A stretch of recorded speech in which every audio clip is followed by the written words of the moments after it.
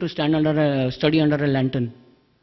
I pleaded with her, I requested her, I apologized to her, saying, please go back, please ensure your son takes place, and give me the money when you can give back. Point here is, how does this help in my T&D losses? I'll come to that further. She went back, she paid me the money, everything fine. And imagine a rural area, one day about 50 poles were uprooted into heavy rains. No way to go that area, no way to work. We found out a way where we can shortcut this, and by doing so, if we erect the poles, we would reduce it by 50% of our T&D loss. By just doing that. The villages, it's common everywhere, whether it is West Bengal, whether it is Maharashtra, whether it is Jharkhand, whether everywhere, will not allow a utility to do any work. Never allow any utility to do any work. So we tried to put the poles. There were resistance. People came to beat us up. And I personally went there. I was attacked by 3 villagers. And at that point of time when this was being done, the lady whom I helped came and stood in between and said, this is the utility that takes care of the people, and I will ensure that who comes, kaun beech mein aata hai, hum dekhta hai. And we put the pole. We realized we reduced the T&D loss by 50%. All of us put networks everywhere. And we say ROW is not available. I take a longer route. I increase the T&D loss. I increase my cost. Why? Because we don't take care of our consumers. We forget what our consumers expect. What do they require? Today, in this beautiful audience, I don't see an agricultural consumer. I don't see any poor people whose views we are taking. We can talk about SCADA, we can talk about AMR, we can talk about energy efficient system, we can talk about how the sector has to go up. But how many of us understand consumer? How many of us understand consumer? Somebody said, they don't pay. They don't pay. The consumers don't pay. Grateful to him. Since the beginning of starting this conclave 6 years back, we are always getting him associated with our program. He keeps coming here, and we are very, very encouraged, and we look forward to your support in near future also. May I? May I request Mr. Arun Kumar Mukherjee to please present a memento to Dr. Mathur.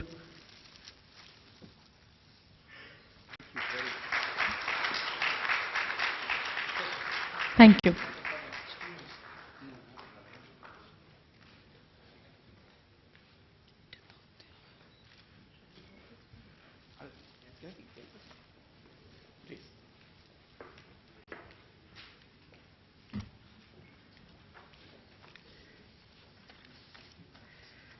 Let's come to the second. So the cost of energy can be reduced by the utility by doing customer service.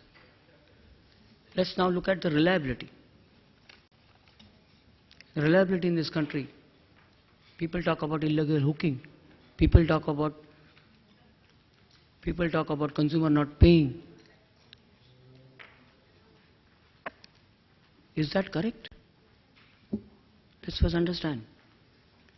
When there is so much of illegal hooking, please first find out how difficult it is for a consumer, a small consumer, to go and get his connection in a rural area.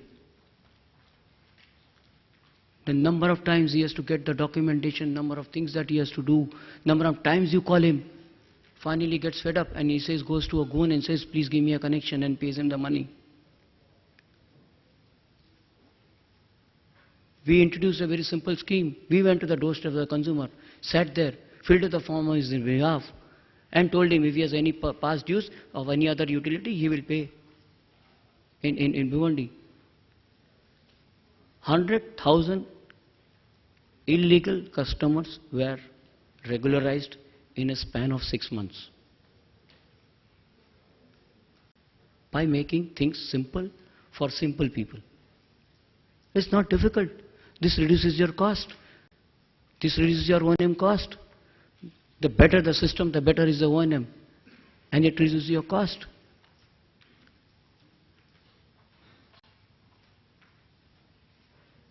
And thirdly, look at the regulatory scenario. In the regulatory scenario today, the cost of service to a customer is about 4 to 5 rupees or whatever. The agricultural customer is being paid at 1 rupee and 50 paise in this, I think 1 rupee 50 and 2 rupees. Does he know? Does he know that this is the cost? I'm sure he does not know. 99% of the people do not know this is the cost of power that is being given to him. So what he does, as soon as he does a hooking, supply is there. As soon as the supply comes, for 6 hours, the power is kept on, or 7 hours. 1, he's wasting electricity. 2, he's wasting another resource, water. 2 resources, which are scarcity, are being wasted. Power and water. We are not charging for the water. So for the water, if irrigation goes on, he is wasting. There has to be education of the customers. And this has to come from the utility, this has to come from the government, this has to come from the regulator.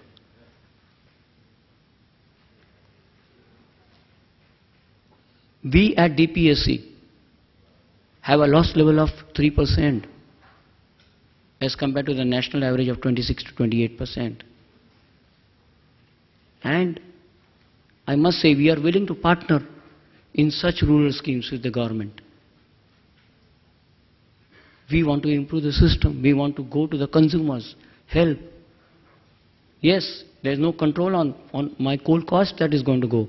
The coal cost is going to go increase, the gas price is going to increase. But by doing customer service, if I can reduce the cost of power to the extent it is possible, we must all pull in, whether it is private sector, whether it is government, whether it is the consumer. So energy efficient system, yes, welcome, definitely welcome. And lastly,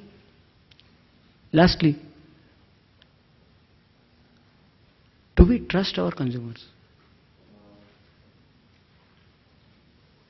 We had a scheme. I had introduced a scheme in the villages, and I said, you take your reading and tell me, and I give you a discount.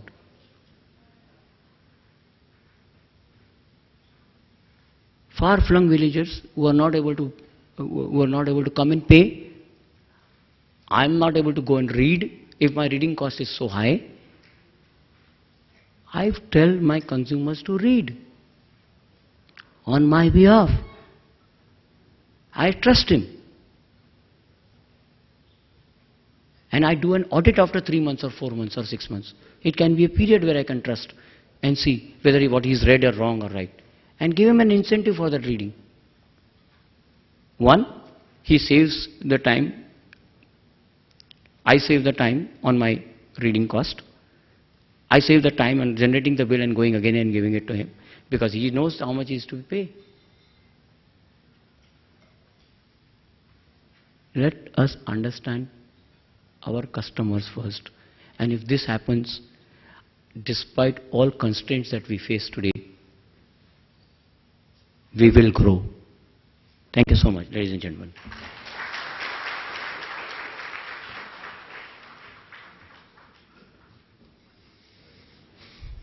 Thank you very much, Mr. Mehta, to bring in the ultimate focus for everybody, that at the center, at the end, and this to start and the end, everything revolves around customer.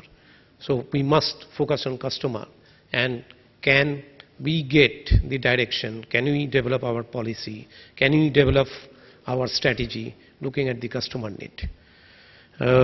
It's a new dimension. I'm sure it will create a lot of interest, and you will have a lot of questions for him. May I now request Mr. Dr. Rajiv Mishra to please start your session. Thank you. Good afternoon, everybody. It's my coming back to Kolkata because I have worked in this city for Regional Load Dispatch Center for almost 7 years, and it is always a pleasure to come back to this city and share with you what we have done in the center or at the larger national level and how the power market is behaving. Today's topic, although is a diversified, big topic which covers everything right from the power sector efficiency to power delivery to the customer satisfaction to power market, tariff, rationalization, everything in 45 minutes.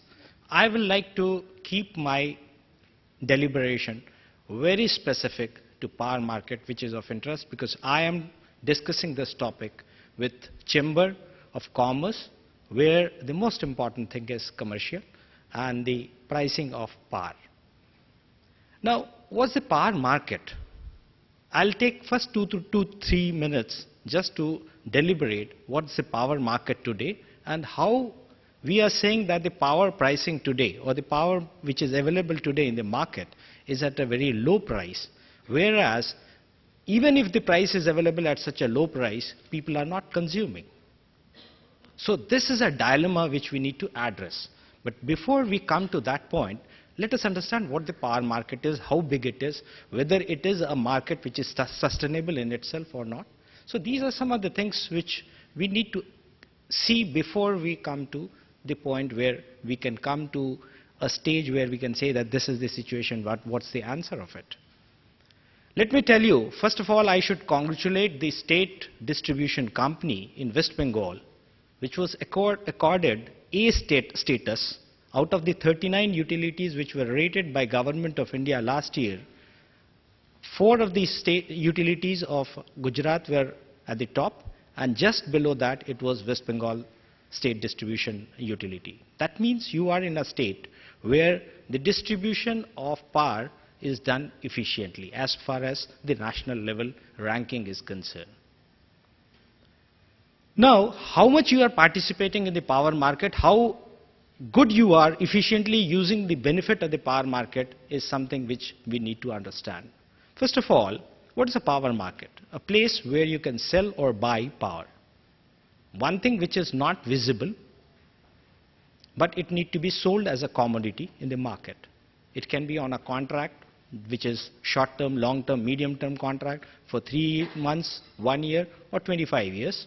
Or it can be a day-ahead market, which is done on the exchange, power exchanges.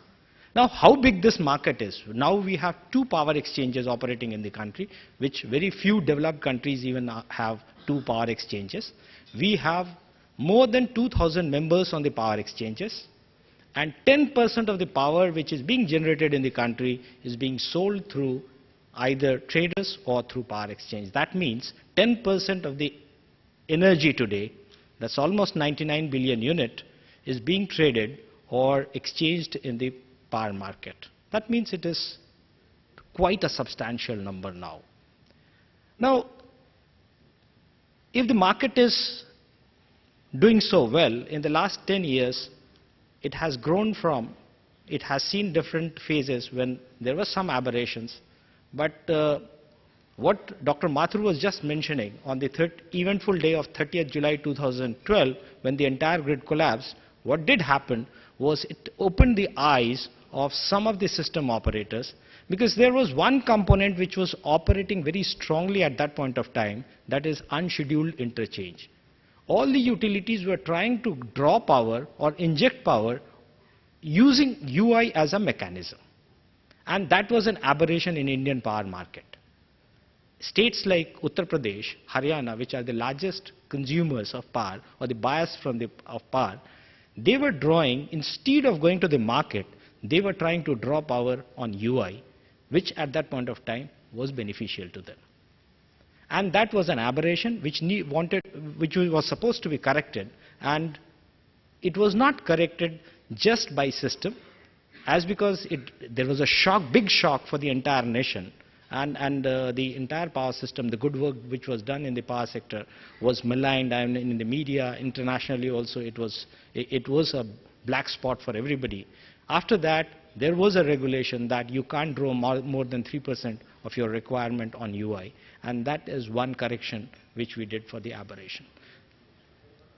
So that's one aspect which I just wanted to cover. In the power market, let me tell you that the biggest thing which has happened in the Indian power market is allowing open access for the industrial consumer in the Act 2003. In the Act 2003, it was mandated that any consumer who is drawing more than 1 megawatt or above can buy power from any source in the country. It can be any generator, it can be any trader, or it can be through exchange. 8 states in the country are allowing open access. That's Haryana, Punjab, Rajasthan, Gujarat, Karnataka, Andhra, Tamil Nadu, and Kerala. And unfortunately, Bengal being the leader in many things, rather the first trading which took place in this country was done by the West Bengal. It was the power which was surplus in West Bengal was exported to Delhi, and that started the chapter of the power market in the country with the export of 250 megawatt from West Bengal. But today, open access is not being allowed in the state of West Bengal. Now, how good the West Bengal distribution company is availing the power market is something which I would like to address in 1 minute. They are one of the most efficient buyers of power, cheap power, from wherever it is available in the country. And they are optimally selling it in the market as and when it is surplus. In that way, they are one of the efficient utility in utilizing the benefits of the power market. But one thing which is not gone in favor of the industries in West Bengal is not allowing the open access to the industrial consumer. Let me give you some examples here. The power is being available, power was available in the last 2 quarters at a price less than 2 rupees for northeast-west grid. And any industrial consumer anywhere in any part of the country is not getting power less than 6 rupees. And if he's using a diesel generator set for a backup power, which can be as high as 15 to 18 rupees per unit. So it's plain and simple that if SR Steel in Gujarat is drawing this 150 megawatt from market at a price of 2 rupees, and if some competitor in West Bengal in the chambers is interested to buy power, he doesn't have any other alternative but to draw from the distribution company. It is good that the power is available here and he is getting power, but if you give a choice, he is getting a cheaper power from the market. So something which need to be seen, that it's not that as because the state is having some surplus power, it should not allow open access. It's not the case. The case is, if you have surplus power, you get the benefit of the market for long term, you sell it outside the state, allow your industrial consumers to get the best rate which is available in the country so that it can be more efficient. So I recommend that West Bengal government, and particularly the regulators and the distribution company, should seriously think about allowing open access for the industrial consumers in the state. That's point number 1. Point number 2 is, in this session, we are supposed to deliberate something about the renewable energy and efficiency. West Bengal again is one state which has taken always West Bengal, as this proverb goes, that what Bengal thinks today, the rest of the country thinks tomorrow. And so was the case with the renewable. This was the state where the first renewables started. But today, as far as the obligations of renewable is concerned, we are still a long way to go. The regulators are not pressurizing for implementation of the renewable power obligation, both in terms of wind energy or the other form of energy or the solar energy.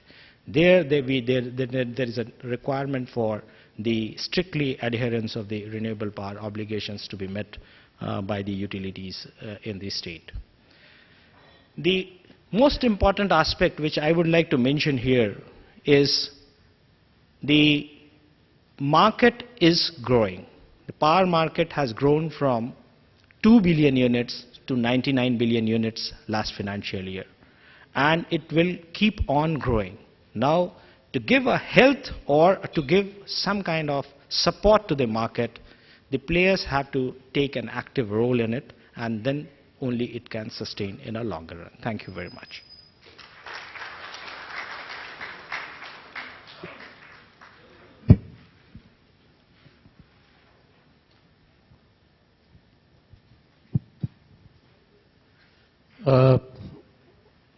I would now leave it to the question session.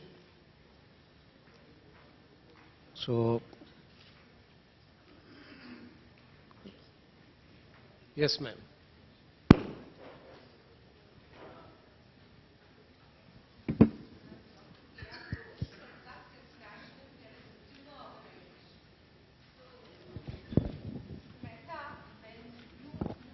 Very rightly, I think, hit upon the point that consumers are the main, though they are at the end of their spectrum, they are the main stakeholders who can bring about the change.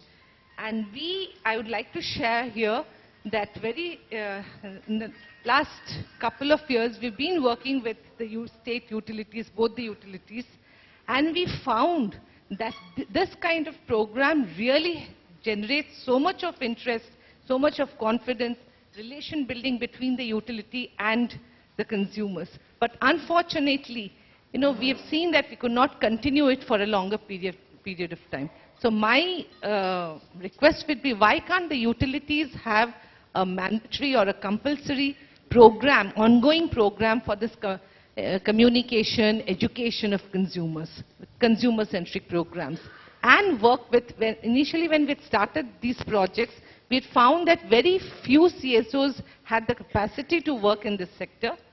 That has been rectified now. There are a number of CSOs in the districts who have the capacity to work on these issues, which was initially considered very technical and where consumers cannot intervene. But that has changed, at least in West Bengal. So why can't the utilities have some kind of, it's a matter of policy. And here I would, I would like to advocate for this kind of a policy change. Thank you. Hello. Can you hear me? Okay. Very important point and very well said, ma'am. We, at least I, wherever I have worked, and here also, we have a forum where we interact with our consumer on a regular basis. We have a customer meet.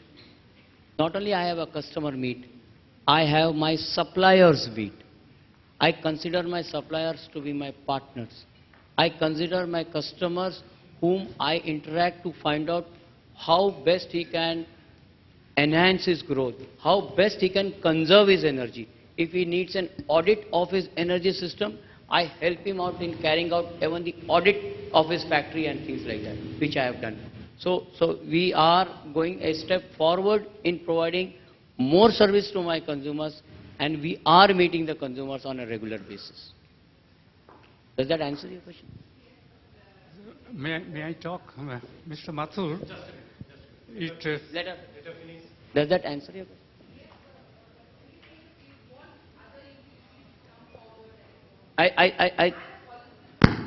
I think it's very important what you said. It is for the utilities, all the concerned utilities, to carry on this program. We can assure you this much. It reminds me, we get a advertisement like this in banks, in State Bank of India, where Mahatma Gandhi is telling, customer is God. Because he is there, we are here. He is advising the staff and the officers over there. But in Calcutta, especially, we find just the opposite.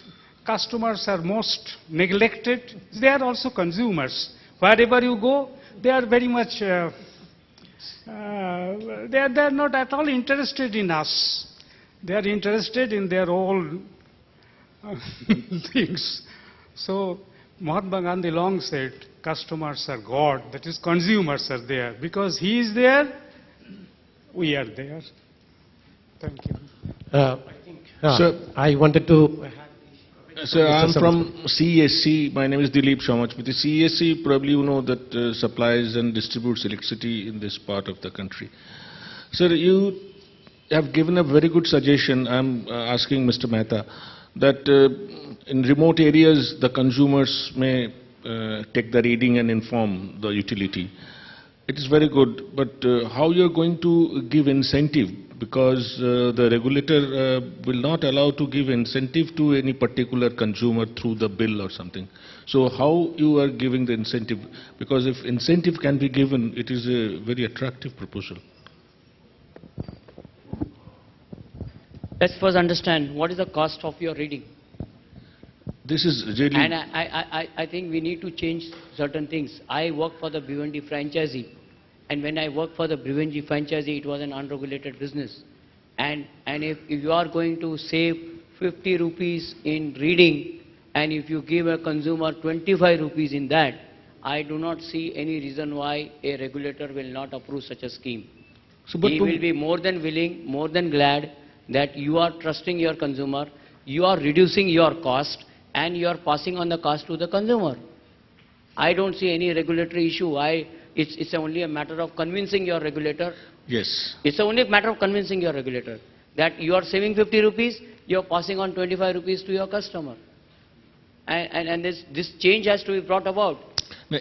Is it practiced anywhere in India? I practiced in Bhiwandi, in the Bhiwandi franchisee. How much do you give, sir, the incentive? Can we discuss this Okay, sir. over a lunch? Okay, thank you. Because then we can discuss more in detail. Yeah. Okay, sir. Thank you.